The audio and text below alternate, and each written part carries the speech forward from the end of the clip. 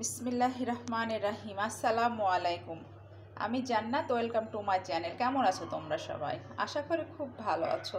আলহামদুলিল্লাহ আমিও ভালো আছি। বন্ধুরা, আমি এখন রান্না করব লাউ দিয়ে আর ফার্মের মুরগি সাদাটা, আর এখানে আদা পেস্ট, রসুন পেস্ট আর পেঁয়াজ পেস্ট, এখানে হলুদের গুঁড়া, লাল মরিচের গুঁড়া, আস্ত জিরা, লবণ, ধনিয়া গুঁড়া, জিরা গুঁড়া, গরম মশলা গুঁড়া, তারপরে তেজপাতা, লবঙ্গ, দারচিনি, গোলমরিচ একত্রে সব কিছু নিয়ে নিয়েছি। এখন আমি প্রথমত মাংসটা ফ্রাই করে নিব। মাংসটার ভিতরে আমি ঝালের গুঁড়া, হলুদের গুঁড়া, তারপরে একটু গরম মশলার গুঁড়া, আদা রসুনের পেস্ট দিয়ে এটা ম্যারিনেট করে রেখেছিলাম 15 মিনিট আগে। এটা আগে আমি ফ্রাই করে নেব, তাহলে লাউটা খেতে, আমরা তো সবসময় একরকম করেই খাই, এখন আজকে একটু ভিন্নতা করে খেয়ে দেখি কেমন লাগে।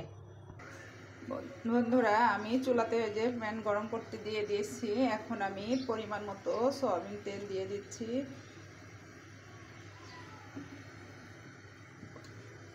এখন এটা সুন্দর মতো গরম হয়ে আসলে আমি মাংসটা ফ্রাই করে নেব, চিকেন বেবি।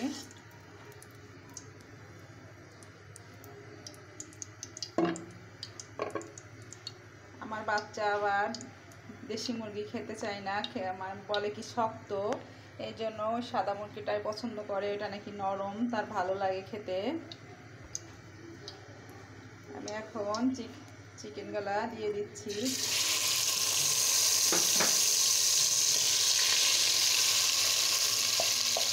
এখন আমি সুন্দর মতো এগুলাকে ফ্রাই করে নেব।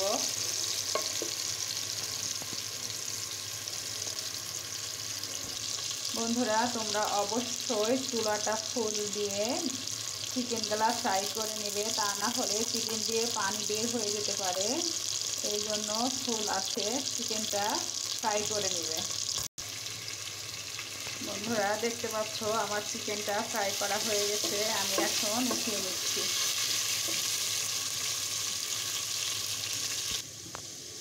বন্ধুরা, আমার এই যে চিকেনটা উঠিয়ে নেওয়া হয়ে গেছে। এখন আমি এই তেলের ভিতরে গুঁড়া মশলাগুলো দিয়ে দিচ্ছি। দিয়ে এটা জাস্ট 10 সেকেন্ডের জন্য, 10 সেকেন্ড বলতে 2-1 সেকেন্ডের জন্য করে নেব। বন্ধুরা, আমি এখন আদা পেস্ট, পেঁয়াজ পেস্ট আর রসুন পেস্টটা দিয়ে দিচ্ছি। দিয়ে এটাকে আমি সুন্দর মতো কষিয়ে নেব যতক্ষণ না তেলটা ছেড়ে আসে আর সুন্দর একটা ভাজা ফ্লেভার উঠে আসে, ততক্ষণ এটাকে আমি ভাজতেই থাকবো। বন্ধুরা, দেখতেই পাচ্ছ তোমরা মশলা থেকে তেলটা ছেড়ে গিয়েছে। এখন আমি কেটে পরিষ্কার করে ধুয়ে রাখা লাউটা দিয়ে দিচ্ছি।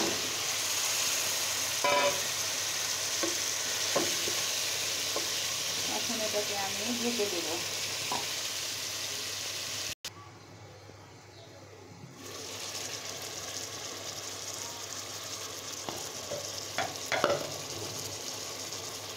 বন্ধুরা, দেখতে পাচ্ছ কত সুন্দর লাগছে দেখতে সবজিটা।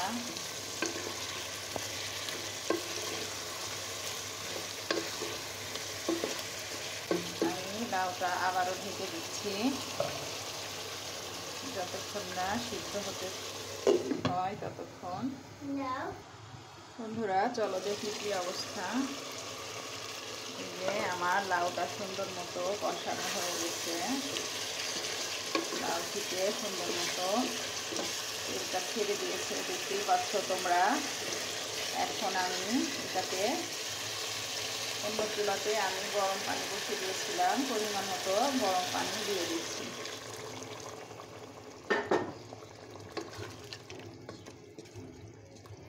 কারণ মাংসটা আমার 15-20 মিনিট ম্যারিনেট করা ছিল, তারপরে আমি এটাকে ফ্রাই করে নিয়েছি। এই জন্য আমার আর কষানোর কোনো প্রয়োজন নাই, কারণ আমি যাবতীয় মশলা দিয়েই ফ্রাই করে নিয়েছিলাম। এখন আমি চিকেন গালার উপরে দিয়ে দিচ্ছি। দিয়ে এখন আমি 5 মিনিটের জন্য ঢেকে দিচ্ছি।